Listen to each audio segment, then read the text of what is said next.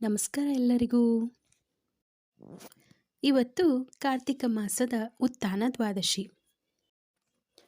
ಮಹಾವಿಷ್ಣು ಆಷಾಢ ಮಾಸದಲ್ಲಿ ಬರುವಂಥ ಶಯನಿ ಏಕಾದಶಿಯಂದು ಮಲಗಿ ಮತ್ತು ಕಾರ್ತಿಕ ಶುದ್ಧ ದ್ವಾದಶಿಯಂದು ನಿದ್ದೆಯಿಂದ ಏಳೋದ್ರಿಂದ ಈ ದ್ವಾದಶಿನ ಉತ್ಥಾನ ದ್ವಾದಶಿ ಅಂತ ಕರೀತಾರೆ. ಇವತ್ತಿನ ವಿಶೇಷ ಏನಂದರೆ ತುಳಸಿ ವಿವಾಹ. ಅಮೃತ ಮಥನದ ಸಮಯದಲ್ಲಿ ತುಳಸಿ ಹುಡ್ತಾಳೆ. ಮಹಾವಿಷ್ಣುವಿಗೆ ತುಳಸಿ ಅಂದರೆ ಇಷ್ಟ. ಅದಕ್ಕೇನೆ ಯಾವುದೇ ಪೂಜೆ ಶುಭ ಕಾರ್ಯಗಳಲ್ಲಿ ತುಳಸಿ ಇದ್ದೇ ಇರುತ್ತೆ. ತುಳಸಿ ಇಲ್ಲದೆ ಯಾವ ಕಾರ್ಯನೂ ಆಗೋದಿಲ್ಲ. ಶ್ರೀಕೃಷ್ಣನಿಗೆ ನಾವು ಎಷ್ಟೇ ತರಹದ ಹೂಗಳಿಂದ ಪೂಜೆ ಮಾಡಿದ್ರೂ ಒಂದು ದಳ ತುಳಸಿ ಹಾಕಿ ಪೂಜೆ ಮಾಡಿದ್ರೇ ಅದು ಸಾರ್ಥಕ, ಹಾಗೆ ಪರಿಪೂರ್ಣ.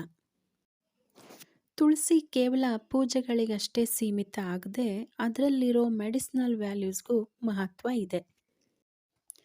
ಮದುವೆ ಅಂದಮೇಲೆ ಕೆಲಸಗಳಿಗೇನು ಕಮ್ಮಿ ಇಲ್ಲ. ಮೊದಲು ಶುರುವಾಗೋದು ತುಳಸಿ ಕಟ್ಟೆ ಪೇಂಟಿಂಗು. ಒಂದೆರಡು ದಿನ ಮೊದಲೇ ತುಳಸಿ ಕಟ್ಟೆನ ಪೇಂಟ್ ಮಾಡಿ ಇಟ್ಟಿದ್ರು. ಆಮೇಲೆ ತುಳಸಿಗೆ ಶ್ರೀಕಾರ ಹಾಕಿ ಅಲಂಕಾರ ಮಾಡಿದ್ವಿ. ಇನ್ನು ಮದುವೆಗಂತಲೇ ವಿಶೇಷವಾಗಿ ಶಾಪಿಂಗ್. ಬಾಳೆಗಿಡ, ನೆಲ್ಲಿಟೊಂಗೆ, ಹೂವು, ಥರದ ಹಣ್ಣುಗಳು, ತೆಂಗಿನಕಾಯಿ, ಹಾಗೆ ಸ್ವಲ್ಪ ಡೆಕೋರೇಷನ್ ಐಟಮ್ಸು.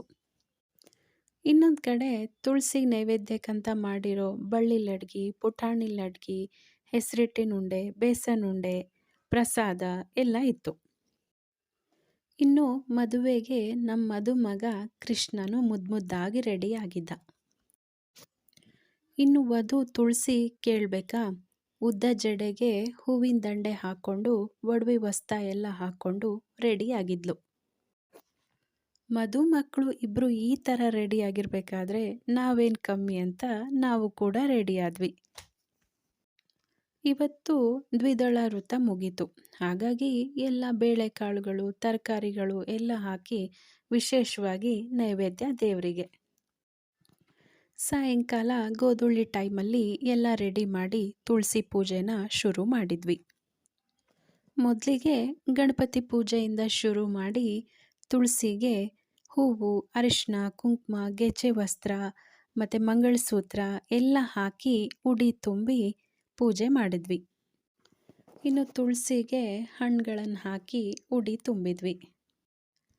ಇನ್ನು ಮದುವೆ ಅಂದಮೇಲೆ ಮಂಗಳಾಷ್ಟಕ ಇಲ್ಲದೆ ಇದ್ದರೆ ಹೇಗೆ?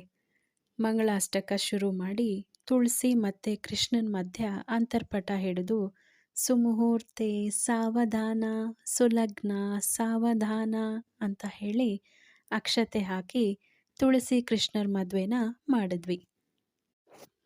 ಇನ್ನು ಮದುವೆ ಆದಮೇಲೆ ಮದುಮಕ್ಕಳಿಗೆ ನೆಲ್ಲಿಕಾಯಿ ಮೇಲೆ ತುಪ್ಪದ ದೀಪ ಇಟ್ಟು ಆರತಿನ ಮಾಡಿದ್ವಿ.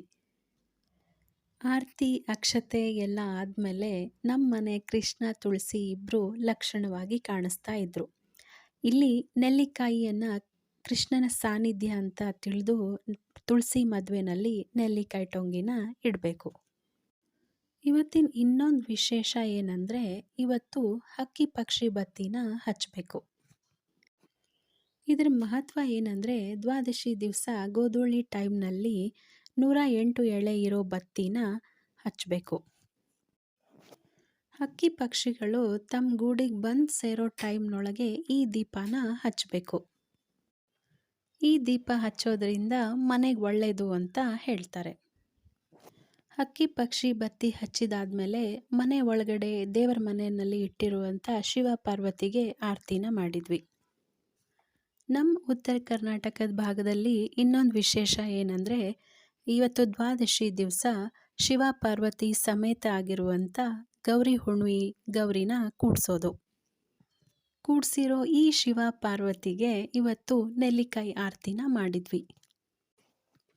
ಮತ್ತು ಗೌರಿ ಹುಣ್ಣಿಮೆ ಆದಮೇಲೆ ಗೌರಿನ ಗಂಡನ ಮನೆಗೆ ಅಂದರೆ ಕೈಲಾಸಕ್ಕೆ ಕಳಿಸೋ ಪದ್ಧತಿ. ಆ ಮೂಲಕ ಗೌರಿನ ವಿಸರ್ಜನೆ ಮಾಡೋದು. ಹೆಂಗಿತ್ತು ನಮ್ಮ ಮನೆ ತುಳಸಿ ಮದುವೆ? ನಿಮ್ಗೆ ಈ ವಿಡಿಯೋ ಇಷ್ಟ ಆಗಿದ್ದರೆ ನೀವು ನಮ್ಮ ವಿಡಿಯೋನ ಲೈಕ್ ಮಾಡಿ, ನಿಮ್ಮ ಫ್ರೆಂಡ್ಸ್ ಆ್ಯಂಡ್ ಫ್ಯಾಮಿಲಿ ಮೆಂಬರ್ಸ್ ಜೊತೆ ಈ ವಿಡಿಯೋನ ಶೇರ್ ಮಾಡಿ, ಮತ್ತು ನಮ್ಮ ಚಾನಲ್ನ ಸಬ್ಸ್ಕ್ರೈಬ್ ಮಾಡಿ. Thank you.